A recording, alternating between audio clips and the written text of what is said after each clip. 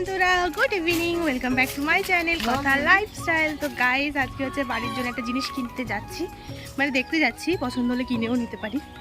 তো তার জন্য যাচ্ছি, তো তোমাদের সাথে শেয়ার করব, তোমরা দেখতে থাকো।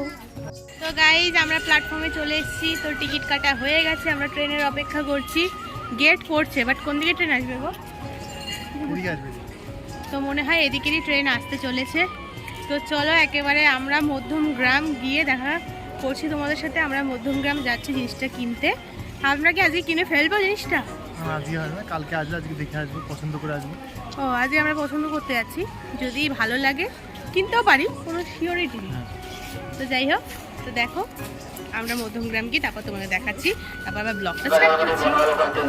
তো বন্ধুরা দেখো, একদম অন্যরকম লোকাল ট্রেন দেখে আমার বর কিন্তু খুব খুশি হয়েছে। ও প্রথম এসে দেখলো যে মানে দূরপাল্লা ট্রেনের মতন লোকাল ট্রেন হয়েছে, আর দেখো মুখে কি হাসি, আর বলছে খুবই সুন্দর। তো চলো যাই আমরা, তারপর দেখা হচ্ছে তোমাদের সাথে। তো বন্ধুরা আমরা চলে এসেছি মধ্যমগ্রাম। তো চলো আমরা কোথায় যাবো এবার? খোসলা শোরুম। তো চলো এই খোসলা শোরুমে গিয়ে তোমার সাথে দেখা হচ্ছে।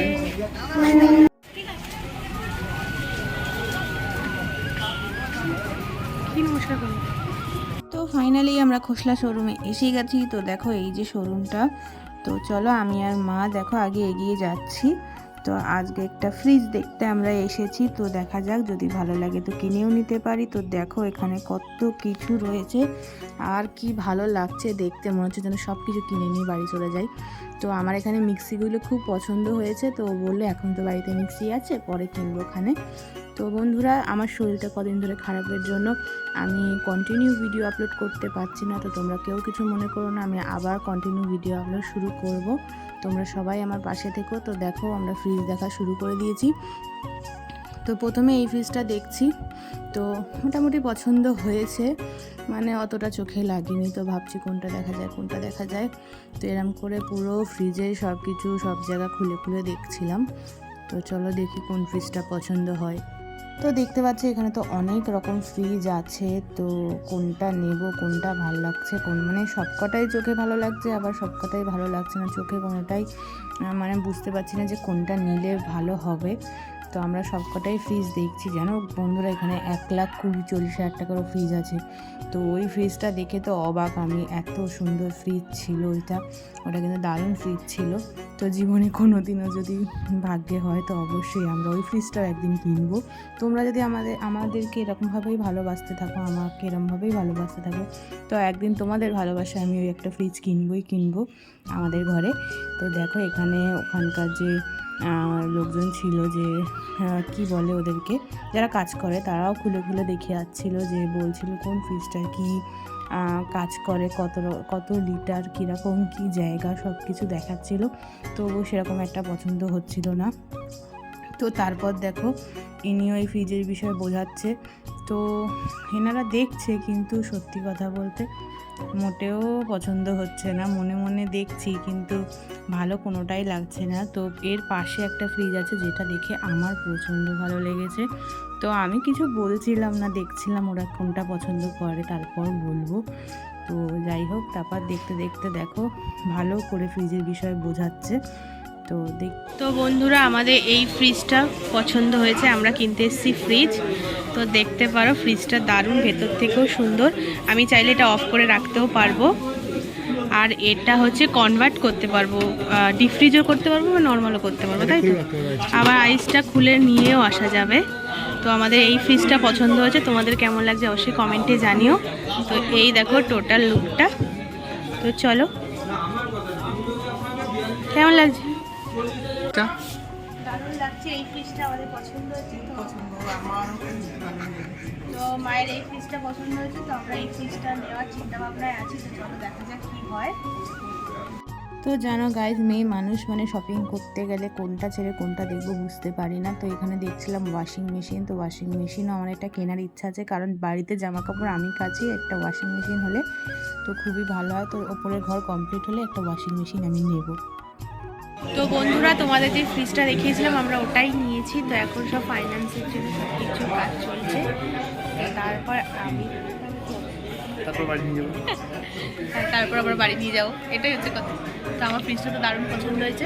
তো আমাদের পেপার ওয়ার্ক সব কিছু কমপ্লিট। তো আমি এখানে এসি দেখছিলাম, যদি জানতাম এরকম গরম পড়বে তো তখন এটা এসিও নিয়ে নিতাম। তো যাই হোক, পেপার ওয়ার্ক কমপ্লিট বলে তো এখানে একটা পেপার ডকুমেন্টস আমাদের দেবে, তো সেটা নেওয়ার জন্য দাঁড়াচ্ছে। তো এই দেখো, এই যে আমাদের ফ্রিজটা দেখতে এত সুন্দর লাগছে, মনে হচ্ছে ওকে ছেড়ে নাই যাই, মনে হয় ওর সামনে দাঁড়িয়ে থাকি। তো এখানে দেখো অনেকেই ফ্রিজ নিয়েছে, তারা তাদের ফ্রিজের ছবি তুলে নিয়ে যাচ্ছে, বাড়িতে হয়তো দেখাবে। তো চলো, পরের দিন আমাদের ফ্রিজ চলে এসেছে। তো ফ্রিজের ওখান থেকেই লোক এসেছে, তো ওনারা বলে দিয়েছিল আপনারা খুলবেন না, ওনারা এসেই খুলবে, যদি কোনো প্রবলেম হয় তো তখন সেটাকে চেঞ্জ করে দেবে। তো দেখো ফ্রিজটার কালারটা কিন্তু আমার দারুণ লাগছে, পুরো ম্যাট ফিনিশিং। তো এখানে ফ্রিজের সব কিছু খুলে সব কিছু দেখিয়ে দিচ্ছে। তো এই যে ফ্রিজে দেখো কিভাবে কি করতে হবে, দেখো এটা কনভার্ট করা যাবে, এখানে কি কি রাখতে হবে সব কিছু বলে দিচ্ছে। তো দেখো এত সুন্দর ফ্রিজটা। আমরা কিন্তু একটু বড় ফ্রিজই নিয়েছি, কারণ ফ্রিজ যতই ছোট কেন পরে গিয়ে বড়ই দরকার হয়, কারণ কি জিনিসপত্র রাখতে রাখতে মনে হয় যেন একটু বড় হলে ভালো হয়। তো যাই হোক, যার জন্য ফ্রিজটা বড় কিনেছি আর কি। তো এটা হচ্ছে বরফ জমানোর সেই ট্রেটা, যেটা একদম খুব সহজেই তোমরা বরফটাকে একটা সুইচের মতন আছে, মানে একটা ওই যে দেখতে পাচ্ছ ওইটা ঘোরালে বরফ টুস করে বাটিটার মধ্যে পড়ে যাবে। তো ওইগুলো দেখতে খুব ভালো লাগছিলো। তো ওখানে দাদাটা সব বুঝিয়ে দিচ্ছিল। তো দেখো, তো তোমরা ভাবতে পারো যে এই ফ্রিজটার প্রাইস কত। তো এটা হচ্ছে একটা গোদরেজের ফ্রিজ, 308 লিটার এটার ইয়ে।